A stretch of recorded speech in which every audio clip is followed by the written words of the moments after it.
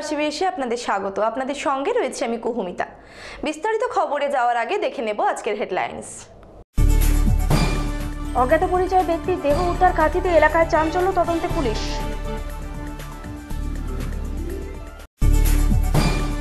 উপনির্বাচনের মুখে অশান্তি, উপপ্রধানকে মারধরের অভিযোগ পাঁশকুড়ায়। ময়নায় তৃণমূল প্রার্থীর সমর্থনে প্রচার, প্রধান বক্তা শিশির অধিকারী।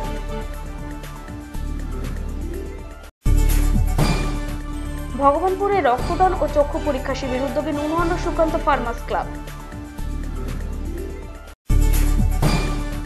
চীনা দ্রব্য বর্জনের দাবি, তমলুকে একটি সংস্থার উদ্যোগে কনভেনশন।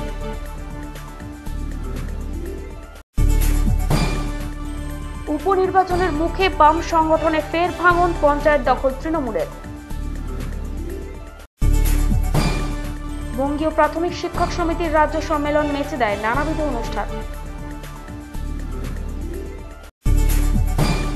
তমলুকে কালী পুজোতেও থিম পুজোর হিড়িক, নেতা দৌপানির কাহিনী উঠে এলো ব্লু স্টারের পুজোয়। ঝলসা রোগের প্রকোপ, ক্ষতিগ্রস্ত হচ্ছে সুগন্ধি ধান চাষ। আসছে বিস্তারিত খবরে। অজ্ঞাত পরিচয় এক ব্যক্তির মৃতদেহ উদ্ধারকে কেন্দ্র করে চাঞ্চল্য ছড়ালো কাঁথিতে। বুধবার সকালে পিছাবনি খাল থেকে দেহটি উদ্ধার হয়। মৃত ব্যক্তির পরিচয় এখনো জানা যায়নি। ঘটনা তদন্তে নেমেছে পুলিশ। এক অজ্ঞাত পরিচয় ব্যক্তির দেহ উদ্ধারকে কেন্দ্র করে চাঞ্চল্য ছড়ালো কাঁথিতে। কাঁথি থানার পিছাবনি খাল থেকে ওই দেহটি উদ্ধার হয়। বুধবার সকালে খালে ওই দেহটি আটকে থাকতে দেখেন স্থানীয় বাসিন্দারা। খবর দেওয়া হয় পুলিশে। পুলিশ এসে দেহ উদ্ধার করে। দেহটি এখনো পর্যন্ত কেউ শনাক্ত করতে পারেননি। জানা গেছে মৃতের আনুমানিক বয়স প্রায় 40 বছর। ব্যক্তি মারা গেলেন কিভাবে তার দেহটি ওখানে এলো তা জানতে তদন্ত শুরু করেছে পুলিশ। সকালে উঠে দেখলাম যে একটা ডেড বডি হয়ে এসেছে সমুদ্রে। প্রশাসন আপনাদেরকে জানিয়েছি, আর এরিয়া আপনারা ঠিক করবেন, আমরা কি ঠিক করব? মানে চেনা নয়, অচেনা ব্যক্তি। হ্যাঁ, তো সেইটা আমরা ইনফরমেশন থানায় করেছি। কোস্টাল থানা এসেছিল, সে ঘুরে গেছে। যেহেতু কন্টাই থানা, খালটা হচ্ছে কন্টাই থানা, জিনিসটা হচ্ছে কন্টাই থানা, সেই কন্টাই থানায় ফোন করেছি আমরা। কন্টাই থানা থেকে পুলিশ এসছে, ইনফরমেশন নিচ্ছে। মৃত্যু রহস্য নিয়ে কি ভাবছেন? সেটা থানায় ভাববে, আমরা ভাববো না। অজ্ঞাত ব্যক্তি যেহেতু, আমরা কি করে ভাববো। জাহাঙ্গীর বাদশাহ রিপোর্ট, নিউজ আরসিবিএস। মঙ্গলবার পাঁশকুড়ায় তৃণমূল উপপ্রধানকে মারধরের অভিযোগ উঠল তৃণমূল নেতার বিরুদ্ধে। উপপ্রধান পঞ্চায়েতের কাজে বিডিও অফিসে গেলে তাকে অফিসে ঢুকতে বাধা দেওয়া হয় বলে অভিযোগ। তবে এই ঘটনার কথা সম্পূর্ণ অস্বীকার করেছে ওই তৃণমূল নেতা। পুরো ঘটনাটি ধরা পড়েছে সিসিটিভি ক্যামেরায়। মঙ্গলবার পাঁশকুড়া থানায় নিগ্রহের অভিযোগ করলেন তৃণমূলের পাঁশকুড়ার ব্লক কার্যকরী সভাপতি তথা মাইশরা পঞ্চায়েতের উপপ্রধান কুরবান সাহা। অভিযুক্ত তাঁরই দলের জেলা যুব সভাপতি আনিসুর রহমান। কুরবান সাহের অভিযোগ, সোমবার দুপুরে পঞ্চায়েতের কাজে তিনি বিডিও অফিসে গিয়েছিলেন। সেই সময় আনিসুর রহমান ও তার দেহরক্ষীরা তাকে অফিসে ঢুকতে বাধা দেন। বচসার সময় আনিসুর চড় থাপ্পড় মারেন কুরবানকে, এমনকি প্রাণনাশের হুমকিও দেওয়া হয় বলে অভিযোগ। আজকে তার সিকিউরিটির কাছে রাইফেল থাকবে আমরা মেনে নিলাম, যে সিআরপি র্যাফেল লাঠি দিয়ে আমাদেরকে নেতৃত্বকে উপপ্রধান, আমি বিডিও অফিসের কাজে যেতে পারবো না, তারপরে মারধর হবে, এটা আমি মেনে নিতে পারিনি। পাঁশকুড়াতে আমরা আন্দোলনে নামবো। আমরা চাই এই নেতৃত্বর কাছ থেকে সিকিউরিটিকে অবিলম্বে সরানো হোক। আমরা নেতৃত্বর কাছে দাবি করেছি, পরিবহন মন্ত্রীকে জানিয়েছি, আমাদের জেলা সভাপতি শিশির বাবুকে জানিয়েছি। দরকার পড়ে আমি মমতা বন্দ্যোপাধ্যায়ের কাছেও যেয়ে এই নালিশ করব। দলকে বাঁচানোর জন্য এই নেতৃত্বর কাছ থেকে অবিলম্বে সিকিউরিটি সরানো উচিত। আর যে আনিসুর যখন সিপিএম ছিল তখন আমাদের এই নেতৃত্ব মার খেয়েছিল। আজকে এই তৃণমূল করার পরে এই সিপিএমের বাচ্চাদের হাতে আমরা মার খাবো, এটা আমরা মেনে নিতে পারিনি। আমরা বৃহত্তর আন্দোলনে পাঁশকুড়াতে নামবো। ঘটনার কথা অস্বীকার করেছেন আনিসুর, তবে গোটা ঘটনা উঠে এসেছে সিসিটিভি ফুটেজে। গতকাল আমি ডেভেলপমেন্ট কাজের জন্য আমি বিডিও অফিসে যাই। আমি 10-15 মিনিট ওখানে থেকে আমি বেরিয়ে যাই। বেরাবার পথে আমাকে আনিসুর রহমান, তৃণমূল যুব কংগ্রেসের জেলা সভাপতি, আমাকে হেনস্থা করে, আমাকে উত্তেজিত করে, আমাকে মারধর করে, র্যাফেল লাঠি নিয়ে তার সিকিউরিটির কাছে, সরকারি সিকিউরিটির কাছে র্যাফেল লাঠি কেন থাকবে আমার জানা নেই। র্যাফেল লাঠি নিয়ে আমাকে মারধর করা হয়। আমাকে বলছে বিডিও অফিসে যদি আসি আমাকে খুন করে দেবে। সে একজন নেতৃত্ব কি করে এসব ঘটনা ঘটায় আমার জানা নেই। আমি চাই যে পাঁশকুড়াতে আমরা শান্তিতে থাকতে চাই, এই নেতার বিরুদ্ধে স্টেপ নেওয়া হোক। এই সরকারি সিকিউরিটিকে নিয়ে যেভাবে সে কর্মকলাপ চালাচ্ছে, সমস্ত নেতার উপরে আক্রমণ, আমার উপরে আক্রমণ, সাধারণ পাবলিকের উপরে আক্রমণ, ব্যবসা বাণিজ্য সাধারণ মানুষ করতে পারছে না, দোকানদানি ভেঙে দিচ্ছে। এই সিকিউরিটির কাজ কি? এই নেতৃত্ব সাধারণ একজন কাউন্সিলর, সে যদি দুটো সিকিউরিটি নিয়ে ঘুরে, নিয়ে সবসময় তার কাজটা হচ্ছে চা দোকানে বসে থাকা, এছাড়া সিকিউরিটির আর কোনো কাজ নেই, আর তৃণমূলের লোককে মারা। Bureau report, news RCBS। মঙ্গলবার ময়না বিবেকানন্দ স্কুলের মাঠে উপনির্বাচনের লক্ষ্যে অনুষ্ঠিত হলো তৃণমূলের কর্মী সম্মেলন। উপস্থিত ছিলেন তৃণমূলের প্রার্থী দিব্যেন্দু অধিকারী সহ বিশিষ্টজনেরা। এদিনের সভায় বেশ কিছু CPIM এবং বিজেপি সমর্থক তৃণমূলে যোগদান করেন। মঙ্গলবার বিকেলে পূর্ব মেদিনীপুরের ময়না ব্লকে গোপালচক গ্রামে ময়না বিবেকানন্দ মিশনের মাঠে উপনির্বাচনের লক্ষ্যে তৃণমূলের সমর্থনে নির্বাচনী কর্মী সম্মেলন অনুষ্ঠিত হয়। তৃণমূলের প্রার্থী দিব্যেন্দু অধিকারী ছাড়াও উপস্থিত ছিলেন সাংসদ শিশির অধিকারী, ভগবানপুরের বিধায়ক অর্ধেন্দু মাইতি, ময়নার বিধায়ক সংগ্রাম কুমার দোলই, ময়না পঞ্চায়েত সমিতির সভাপতি শেখ শাহজাহান আলী সহ তৃণমূলের বিভিন্ন স্তরের কর্মীরা। আমি কথা পেয়েছি, আমি নিশ্চয়ই আশা করি যে আপনাদের উন্নয়ন, শাহজাহান বলছিল এক লক্ষে যে কত টাকা একবার লাইন বেঁধে করছিল, বলছে আমাদের সুব্রত বলছে যে আমাদের এই হচ্ছে এই হবে, কিন্তু আমি আপনাদের কাছে, আপনারা অনেকে ছিলেন, 34 বছর পরে আমাদেরকে মানুষ তুলে দিল ক্ষমতায়। তার আগে 2008 সালে না চাইতে বহু বাড়ির মামুর, সম্মানীয় বাড়ির বৌমারা অনেকে ও নেই চলেগা, ও জমি हम लोग ले लेंगे, জমি চলছে, কিন্তু সুপ্রিম কোর্ট বললো মমতা তুমি ঠিক। এদিনের এই মঞ্চে বেশ কিছু বিজেপি এবং CPIM সমর্থক তৃণমূল কংগ্রেসে যোগদান করেন। তাদের হাতে দলীয় পতাকা তুলে দেন শিশির অধিকারী। কাছে আমাকে আশীর্বাদ নেওয়ার জন্য পাঠিয়েছেন। আমি বেশি কথা দীর্ঘায়িত বলবো না, কারণ সূর্য ইতিমধ্যে অস্তমিত হয়েছে, আপনারা প্রত্যেকেই বাড়ি ফিরবেন। আমি কেবল বলবো, ময়নার মানুষ একটা অতীত ইতিহাস আপনাদের আছে। দীর্ঘ বঞ্চনা আমরা দেখেছি, ময়না বারে বারে বন্যায় প্লাবিত হতো, ময়নার মানুষকে প্রায় জলমগ্ন হয়ে থাকতে হতো।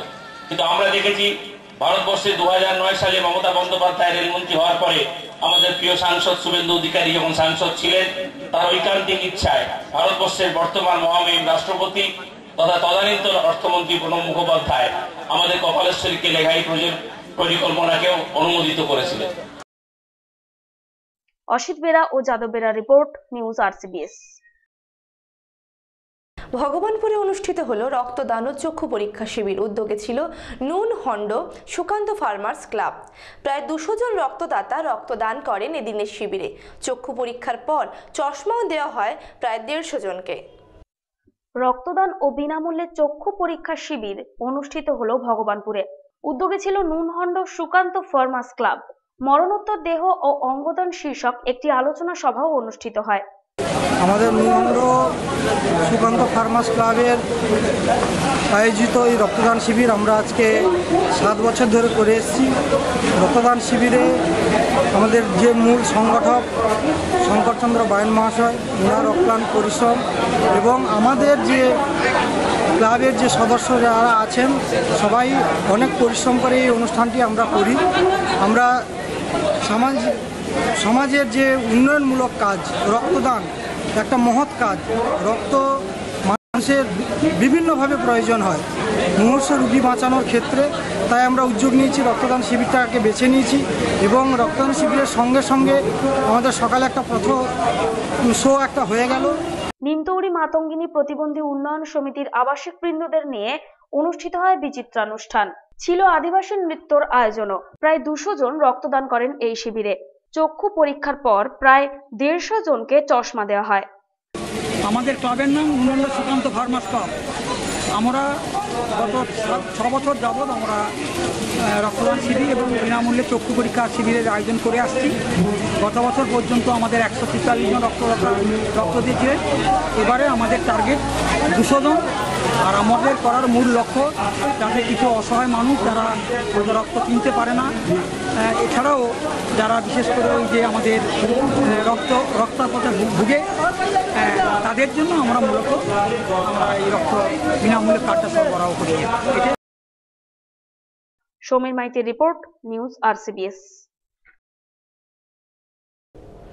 চীনা দ্রব্য বর্জনের দাবিতে কনভেনশন হলো তমলুকে। একটি স্বেচ্ছাসেবী সংস্থার উদ্যোগে এটির আয়োজন করা হয়। মঙ্গলবার তমলুকের হাসপাতাল মোড়ে কনভেনশনটি অনুষ্ঠিত হয়। চীনা দ্রব্য বর্জনের দাবিতে একটি কনভেনশন অনুষ্ঠিত হলো। তমলুকের হাসপাতাল মোড়ে মঙ্গলবার দুপুরে একটি সংস্থার আয়োজনে কনভেনশনটি অনুষ্ঠিত হয়। আজকে মূল কর্মসূচির মধ্যে রয়েছে যে মূলত একটা সচেতনতা বৃদ্ধি। আমরা জানি যে আমাদের দেশ ভারতবর্ষে অস্থিরতা সৃষ্টির জন্য পাকিস্তান একটি গুরুত্বপূর্ণ ভূমিকা পালন করছে এবং সেই পাকিস্তানকে প্ররোচনা দিচ্ছে চীন।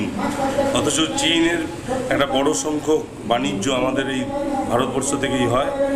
আমরা যদি ভারতে চীনের উৎপাদকজাত দ্রব্যগুলো একটু কম ব্যবহারে মানুষকে সচেতন করতে পারি, তাহলে চীন বুঝবে যে এই ধরনের পেছন থেকে ছুরি মারার যে প্রবণতা চীনের রয়েছে, NSGর সদস্য পদ না পাওয়াতে তার ভূমিকা, রাষ্ট্রসংঘের নিরাপত্তা পরিষদে বিরোধিতা করা, ব্রহ্মপুত্র নদীর ওপর বাঁধ নির্মাণের মাধ্যমে উত্তর পূর্ব ভারতকে সুখা তৈরি করার যে প্রবণতা, এইগুলো আর করা চলবে না।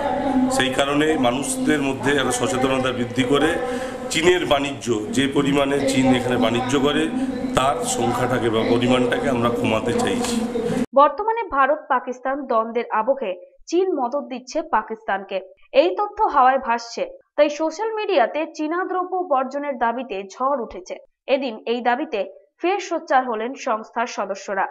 আমরা আরেকটা কর্মসূচি নিয়েছি, এখানে উপস্থিত জনসাধারণের কাছে স্বাক্ষর আমরা সংগ্রহ করছি, যাতে পূর্ব মেদিনীপুর প্রশাসনের কাছে আমরা ওই স্বাক্ষর সম্বলিত আবেদনপত্র প্রেরণ করব, যার মধ্য দিয়ে আমরা চাইব চীনজাত দ্রব্য যাতে কম ব্যবহার হয় সে ব্যাপারে প্রশাসন উপযুক্ত ব্যবস্থা নিয়ে। এটাই আমাদের মূল বিষয়। Pulak Bera report, news RCBS। উপনির্বাচনের মুখে ফের ভাঙন বাম সংগঠনে। সিদ্ধায় পঞ্চায়েত এলো তৃণমূলের দখলে। মঙ্গলবার তৃণমূলে যোগদান করা কর্মীদের হাতে দলীয় পতাকা তুলে দেওয়া হয়। উপনির্বাচনের আগেই বড় সড় ধস নামলো বাম সংগঠনে। কোলাঘাট ব্লকের বাম পরিচালিত সিদ্ধার 2 নম্বর পঞ্চায়েত দখল নিল তৃণমূল। বুধবার রাজ্যের পরিবহন মন্ত্রী শুভেন্দু অধিকারীর উপস্থিতিতে পঞ্চায়েত প্রধান, উপপ্রধান সহ 6 সদস্য আনুষ্ঠানিকভাবে যোগদান করলেন তৃণমূলে, কিন্তু বদল হননি প্রধান উপপ্রধান কেউই। এই অঞ্চলটা বরাবরই বামপন্থীদের একটা শক্ত ঘাঁটি এবং এই অঞ্চলে আমি তো 2004 থেকে লড়ছি। 4-এর লোকসভা, 9-এর লোকসভা আমি লিড পাইনি। 13-র পঞ্চায়েতে আমরা এখানে জিততে পারিনি, একটা মাত্র সিট জিতেছিল। আর এবারের বিধানসভাতেও আমরা অনেক ভোটে এই অঞ্চলে পিছিয়েছিলাম। আমরা এখানকার মানুষের কাছে সাংগঠনিকভাবে কিছুটা দুর্বল ছিলাম। এখানে CPM বলে নয়, এখানে শ্যামল ভাই, অরুণ হাজরা এবং সেলিমা বিবি যারা এলেন, এরা মানুষের সঙ্গে লোকাল লেভেলে থাকেন। মানুষ এদেরকে দেখে কিন্তু ভোটটা দিয়েছে, CPMকে দেখে ভোট দেয়নি। তাহলে CPM তো রাজ্যে জিতত। তাই আমরা এদেরকে বলেছিলাম যে ভাই এলাকার উন্নয়ন করতে গেলে এবং আগামী দিনে সবাই মিলে আসো। শিবির বদলের কারণে শুধুমাত্র পঞ্চায়েত বোর্ডের বদল হয়েছে। আগের মতো পঞ্চায়েত পদে সালিমা বিবি এবং উপপ্রধান পদে দীপঙ্কর মাইতি রয়েছেন। 9 আসনের এই পঞ্চায়েতের 8টি আসনে জয়লাভ করে ক্ষমতা এসেছিল বামেরা, কিন্তু এদিন একসাথে 6 জন সদস্য শিবির বদল করায় এক ধাক্কায় সংখ্যালঘু হয়ে যায় বামেরা। শিবির বদলকারী পঞ্চায়েত সদস্যদের হাতে এদিন দলীয় ঝান্ডা তুলে দেন শুভেন্দু অধিকারী। আর এদের আসার আরো একটি কারণ আছে, যে সাম্প্রদায়িক রাজনীতি যেটা হচ্ছে এবং যেভাবে ভারতবর্ষের মোদী সরকার সর্বশিক্ষার টাকা, মিড ডে মিলের টাকা, 100 দিনের কাজের টাকা বন্ধ করছেন, মান্থলি ইনকাম স্কিমে সুদের হার কমিয়ে দিচ্ছেন, সাধারণ মানুষকে ব্যতিব্যস্ত করছেন উন্নয়ন থেকে বঞ্চিত করে, তাতে একটা সময় এসেছে যে সবাইকে, বাংলার সবাইকে দিদির পিছনে দাঁড়াতে হবে। এই অনেকগুলি কারণ দেখে তারা আসতে চেয়েছেন এবং আমি তাদেরকে অনুরোধ করেছিলাম, ভাই লোকসভা উপনির্বাচনের আগে তোমরা যদি আসো, এটা আমাদের দলের কাছে একটা দেওয়ালি দীপাবলির উপহার হবে। তারা সেটা স্বীকার করে নিয়ে আমার প্রস্তাব গ্রহণ করে এসেছেন। জাহাঙ্গীর বাদশাহ রিপোর্ট, নিউজ RCBS। বঙ্গীয় প্রাথমিক শিক্ষক সমিতির রাজ্য সম্মেলন অনুষ্ঠিত হলো মেছেদায়। এটি তাদের 25 বছরের উদ্যোগ। দুদিন ব্যাপী নানা অনুষ্ঠান অনুষ্ঠিত হয়। বঙ্গীয় প্রাথমিক শিক্ষক সমিতির রাজ্য সম্মেলন অনুষ্ঠিত হলো মেচেদার বিদ্যাসাগর স্মৃতি ভবনে। সম্মেলনটি অনুষ্ঠিত হয়। এটি তাদের 25 বছরের উদ্যোগ। 25 থেকে 26 অক্টোবর চলে নানাবিধ অনুষ্ঠান। বঙ্গীয় প্রাথমিক শিক্ষক সমিতির পক্ষ থেকে আজ 24 অক্টোবর থেকে 26 অক্টোবর পর্যন্ত এই 3 দিন ধরে 25তম দ্বিবার্ষিকী রাজ্য সম্মেলন মেচেদার বিদ্যাসাগর স্মৃতি ভবনে হচ্ছে। এটা হচ্ছে প্রথম শ্রেণী থেকে পাস ফেল প্রথা পুনরায় চালু করা, চতুর্থ শ্রেণীর শেষে বৃত্তি পরীক্ষা পুনরায় চালু করা, অবৈজ্ঞানিক সিলেবাস বাতিল করে বিজ্ঞান ভিত্তিক সিলেবাস প্রণয়ন করা, দুর্নীতিমুক্তভাবে এই শিক্ষক নিয়োগ করবার দাবিতে এবং শিক্ষক বদলি করার দাবিতে, বিদ্যালয়ের কন্টিনজেন্সির পরিমাণ বাড়ানোর দাবিতে এবং শিক্ষকদের পে কমিশন তার সুপারিশ চালু করা এবং বকেয়া ডিএ প্রদানের দাবিতে এবং আরও কয়েকটি দাবিতে, শিক্ষক নিগ্রহ বন্ধের দাবিতে এই 3 দিন ধরে শিক্ষক সম্মেলন হবে। জাহাঙ্গীর বাদশাহ রিপোর্ট, নিউজ RCBS। চিরকালই জনপ্রিয় তমলুকের কালী পুজো। বিভিন্ন মণ্ডপে থাকে অভিনবত্বের ছোঁয়া। এবারেও তার অন্যথা হয়নি। পুরাণে উল্লিখিত নেতধোপানির কাহিনী তুলে ধরা হয়েছে তমলুকের ব্লু স্টার ক্লাবের পুজোয়। একটি পৌরাণিক কাহিনীর ছবি তুলে ধরা হলো তমলুকের দেপাড়ার ব্লু স্টার ক্লাবের কালী পুজোর মণ্ডপে। মনসা মঙ্গল কাব্যে যে নেতা ধোপানির নাম উল্লেখিত রয়েছে সেই কাহিনীকে তুলে ধরা হয়েছে এখানে। আজ ব্লু স্টারের 18 বছর পুজো হতে চলেছে, 18 বছরের পুজো। তো আমরা 18 বছর ধরে যুবকেরা সবাই মিলে একসঙ্গে প্যান্ডেল করি, কোনোদিন প্যান্ডেলওয়ালাদেরকে নিয়ে এসে প্যান্ডেল করি। তো আমাদের প্রত্যেক বছরই একটা না একটা থিম হয়। এবারে আমাদের থিম ওই পৌরাণিক মতে বেহুলা লক্ষিন্দরকে নিয়ে। আমাদের থিমের নাম নেতা ধোপানির ঘাট। ঐতিহ্যবাহী তমলুক তার পৌরাণিক দিনগুলিতে যেসব মনসা মঙ্গল কাব্যে আছে, নেতা ধোপানির ঘাটটি আমাদেরই পাড়াতে ছিল, কিন্তু বিভিন্ন সময়ের কালের ফলে তা কখনোই সংস্করণ হয়নি। তাই আমরা এই নেতা ধোপানির ঘাটকে তুলে ধরে, আমাদের থিমকে তুলে ধরে মানুষের চোখে। মনসা মঙ্গল অনুসারে চাঁদ সদাগর তার পুত্র লক্ষিন্দরের সর্পদংশনে মৃত্যুর পর তার পুত্রের মৃতদেহ এবং পুত্রবধূকে ভেলায় করে ভাসিয়ে দেন। ভেলাটি ভাসতে ভাসতে একটি পাড়ে এসে আটকে যায়। সেই পাড়ে কাপড় কাচছিলেন নেতা ধোপানি। পৌরাণিক মতে তিনি দেবদেবীর বস্ত্র কাচতেন। ধোপানির মৃত্যুর পর সময়ের সাথে সাথে সেই পাড়টি নদীপথে তাম্রলিপ্ত শহরের নদী তীরে এসে আটকে যায়। আসলে আমরা আমাদের পুরনো যারা আমাদের এখানে অধিবাসী যারা আছে, যেমন আমাদের আগে যারা বয়স্ক যারা ঠাকুমা বা দিদিমা সবের কাছ থেকে আমরা গল্প শুনতাম যে আমাদের এই পাড়াতে আগে শুনেছি, এই আমাদের এখানে সামনে ধোবা পাড়া আছে, ওখানে বেহুলা এসেছিলো লক্ষিন্দরকে নিয়ে। আমরা শুনেছি, এটা আমরা ঠিকমতো মানে এটা পাইনি। তো আমরা কনসেপ্ট করলাম যে আমাদের পাড়াতে আমরা প্রতি বছর বিভিন্ন রকম থিমের পুজো করি।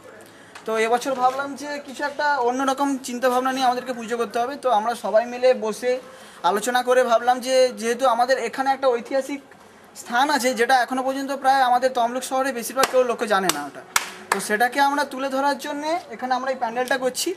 তো আমাদের এখানে কোনোরকমভাবে কোনো মিস্ত্রি বা কিছু লাগিয়ে কাজ করছে না। আমরা নিজেদের মধ্যে সবাই একসঙ্গে জড়ো হয়ে আমরা এই প্যান্ডেলটা দাঁড় করানোর চেষ্টা করছি। তখন ব্রাহ্মণীরা সেটিকে নিয়ে গিয়ে মন্দিরে স্থাপিত করে এবং পুজো করা শুরু করে। সেই সময় থেকে আজ অবধি সকাল সন্ধে এই পাঠ পুজো পেয়ে আসছে। যে তখন এই নদীর ধার ছিল, তখন নদীতে উনি উঠেছেন, নদীর পর শুকনো হয়ে যাবার পর উনি উঠেছেন, তখন বাপ ঠাকুরদারা তখন ওই মাটির ঘর করে পুজো করতো। তখন থেকে ওই কোথায় উঠেছিল এই পাটটা? কোথায়? পাটটা ওইখানেই উঠেছিল, ওই যে পেছনে যে পুকুরটা আছে। হ্যাঁ, এইখানেই বরাবর, পুকুর থেকে উঠেনি, এইখানেই বরাবর। আচ্ছা, যখন ঘর করা হলো, মাটির ঘর হলো, হ্যাঁ, তখন থেকে পুজো হতো। জ্যৈষ্ঠ মাসে সংক্রান্তিতে পুজো হতো। সেই আদলেই দেপাড়ার ব্লু স্টার ক্লাব এই থিমটি তৈরি করেছে।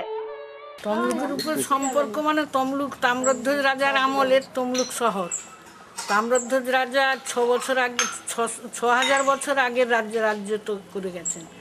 তা সেই সময় নেতৃত্ববানী বেহুলার যে কাহিনীটা আছে, বেহুলার কাহিনীতে বেহুলা এখানে প্রবাদ বাক্য আছে যে বেহুলা এখানে এসে কাপড় কাচ্ছিলেন, আর নেতিধোপানি বেহুলা লক্ষ্য করলেন যে নেতিধোপানি একটা জল ছিটিয়ে দিয়ে তার বাচ্চাদের বাঁচালেন, আবার জল ছিটিয়ে দিয়ে ঘুম পাড়ি দিয়ে চলে গেলেন কাজে। মানে দেবতা তমলুক বলে একটা দেবতার স্থান আর কি, সমস্ত দেবতার মন্দির আছে। তা সেই মন্দিরে নেতিধোপানি কাপড় কাচতেন। ইয়াং জেনারেশন চাইছে যে তমলুকের এই যে প্রাচীন একটা তথ্য আছে সেটা তুলে ধরতে, বাইরের লোকজন সবাই জানবে, অজানা কথাগুলো ইতিহাসটা জানবে, এই জন্য এরা চাইছে। সেলিম আহমেদের রিপোর্ট, নিউজ আরসিবিএস। কৃষি সংক্রান্ত সমস্ত খবর এবার দেখুন আরসিবিএস বাংলায়। প্রতিদিন নিউজ আরসিবিএসে দেখুন কৃষি কথা।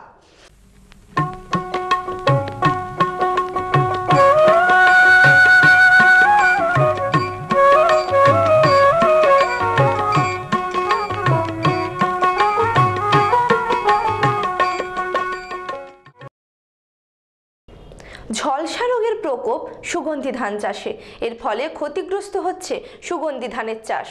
এখন ধান চাষের বয়স 10 থেকে 15 দিন, এর মধ্যেই এই রোগের প্রকোপে বেড়েছে ক্ষতির পরিমাণ। রোগ নিরাময় সংক্রান্ত নানা তথ্য জানালেন কৃষি আধিকারিক। ঝলসা রোগের প্রকোপে ক্ষতিগ্রস্ত সুগন্ধি ধান চাষ।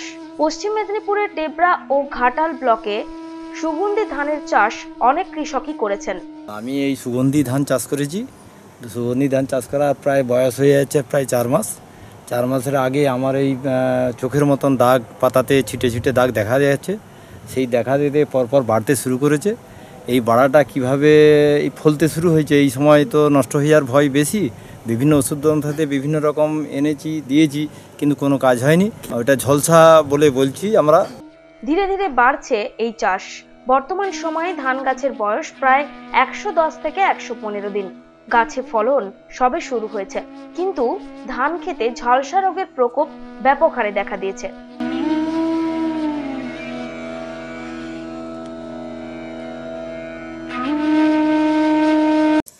আমাদের পশ্চিম মেদিনীপুরের ডেবরা ব্লক এবং অন্যান্য ঘাটাল সাব ডিভিশনের বিভিন্ন ব্লকে এবছর আমাদের খারিফ সিজনে আমরা কিছু সুগন্ধি ধানের চাষ করেছিলাম।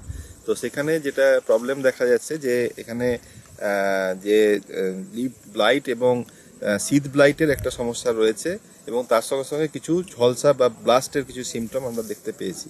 তো এই দুটোর মধ্যে মূলত আমাদের যদি ঝলসা রোগের বা ব্লাস্টের সিমটমটা বেশি দেখা যায়, সেক্ষেত্রে প্রথম থেকে একটু আমাদের সতর্কতা অবলম্বন করতে হবে। প্রথম চাষবাসের শুরু থেকে আমরা বীজ শোধনটাকে ঠিকমতোভাবে করা উচিত, এবং সেটা আমাদের কার্বেন্ডাজিম 50% ওষুধ দিয়ে আমরা করতে পারি, অথবা জৈব পদ্ধতিতে যদি করতে হয় তাহলে ট্রাইকোডার্মা ভিরিডির মাধ্যম দিয়ে আমরা শোধন করতে পারি। এরপরে হচ্ছে বীজতলা শোধনটা অতি অবশ্যই জরুরি। যেমন আমাদের ওখানে একটা ট্রাইসাইক্লাজল গ্রুপের কোনো ওষুধ আমরা রাসায়নিক ক্ষেত্রে দিতে পারি, আর যদি জৈব পদ্ধতিতে বীজতলা শোধন করতে হয় সেক্ষেত্রে আমরা ট্রাইকোডার্মা ভিরিডি এবং সিউডোমোনাস ফ্লুরোসেন্স এই দুটোকে আমরা একসঙ্গে মিলিয়ে স্প্রে করতে পারি। এর পরবর্তী ক্ষেত্রে আমরা যদি বীজ শোধন এবং বীজতলা শোধনটা ঠিকমতোভাবে করা হয় তাহলে এই রোগের প্রাদুর্ভাব অনেকাংশে কম হয়। কিন্তু তার সত্ত্বেও যদি আমাদের কিছু পরিমাণে দেখা যায়, সেক্ষেত্রে আমরা কাসুগামাইসিন, যেমন কাসু বি বা এই ধরনের নামে বাজারে যেগুলো পাওয়া যায় সেগুলো 1 গ্রাম পার লিটার হিসাবে আমরা স্প্রে করতে পারি, অথবা ট্রাইসাইক্লাজল গ্রুপের যে কোনো একটা ওষুধ বা আইসোপ্রোথায়োলান গ্রুপের যে কোনো একটা ওষুধ আমরা স্প্রে করতে পারি। তাতে কৃষকরা উপকৃত হবেন। এই রোগের সুসংহত নিয়ন্ত্রণ ব্যবস্থা সম্পর্কে জানালেন ডেবরা ব্লকের সহকৃষি অধিকর্তা পূর্ণেন্দু মজুমদার। আর জৈব পদ্ধতির ক্ষেত্রে আমরা অবশ্যই আবার সেই ট্রাইকোডার্মা ভিরিডি কথা বলবো, এবং সিউডোমোনাস ফ্লুরোসেন্স এই দুটোকে আমরা অল্টারনেটিভলি যদি স্প্রে করা যায় তাহলে কিন্তু আমরা একটা ভালো এফেক্ট পাবো। এবং এছাড়া যেটা আমাদের বলার দরকার, যে যেহেতু এখন এই জায়গাতে লিপ ব্লাস্টটা বেশি হয়েছে, পরবর্তীকালে যেহেতু এটা আমাদের নেক ব্লাস্ট বা নোট ব্লাস্ট, অর্থাৎ আমাদের কাঠির মধ্যে বা এমনকি প্যানিকেলের মধ্যেও এই ব্লাস্টের সিমটমটা লক্ষিত হয়, যার জন্য প্রথম থেকেই কিন্তু আমাদের ঠিকমতোভাবে ব্যবস্থা নিতে হবে এবং পরিষ্কার পরিচ্ছন্ন চাষ পদ্ধতি, বিশেষ করে আমরা যেটা দেখলাম ড্রাম সিডার পদ্ধতিতে যারা চাষ করেছেন তাদের কিন্তু এই ধরনের রোগের প্রাদুর্ভাবগুলো অনেক কম হয়েছে। কাজে নতুন নতুন প্রযুক্তিগুলোর মাধ্যম দিয়ে যদি আমরা চাষ করি তাহলে এই রোগ থেকে আমরা মুক্তি পেতে পারবে।